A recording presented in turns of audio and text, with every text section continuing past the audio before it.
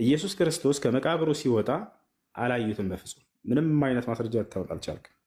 ስለዚህ ክርስትና በዚህ ስህተት መሆኑን ትረዳለህ። ምክንያቱም በመቃብር ውስጥ ሰላም እንዴት ናችሁ? እግዚአብሔር ይመስገን። እስልምና ማለት ይሄ ነው፣ ክህደት ላይ የተመሰረተ። ዮሐንስ ወንጌል 2:19 ይህን ቤተ መቅደስ አፍርሱት በ3 ቀንም አነሳዋለሁ አላቸው። ስለዚህ አይሁድ ይሄ ቤተ መቅደስ ከ46 ዓመት ጀምሮ ይሰራ ነበረ፣ አንተስ በ3 ቀን ታነሳዋለህን አሉት። እርሱ ግን ስለ ሰውነቱ ቤተ መቅደስ ይል ነበር፣ ትገሉኛላችሁ፣ በ3ኛውም ቀን እነሳለሁ እያላቸው ነው።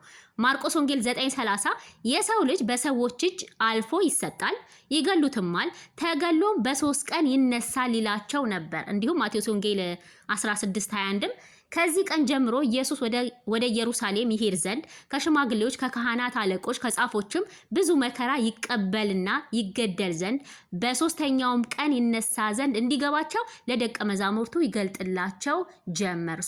አስቀድሞ ጌታ ኢየሱስ እየነገራቸው ነበር እንደሚገሉት፣ ብዙ መከራ እንደሚደርስበት፣ በ3ኛውም ቀን እንደሚነሳ። ከተነሳስ በኋላ ሉቃስ ወንጌል 24:3 ገብተውም የጌታን የኢየሱስን ስጋ አላገኙም። እነርሱም በዚህ ሲያመነቱ እነሆ 2 ሰዎች የሚያንጸባርቅ ልብስ ለብሰው ወደ እነርሱ ቀረቡ።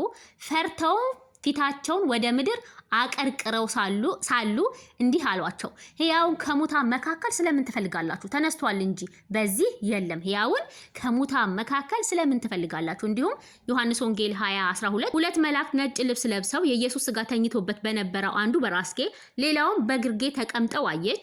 እነርሱም አንቺ ሴት ስለምን ታለቅሻለሽ አሏት። እርሷም ጌታዬን ወስደውታል፣ ወዴትም እንዳኖሩት አላውቅም አለቻቸው። ይህንም ብላ ወደ ኋላ ዘወር ስትል ኢየሱስን ቆሞ አየችው።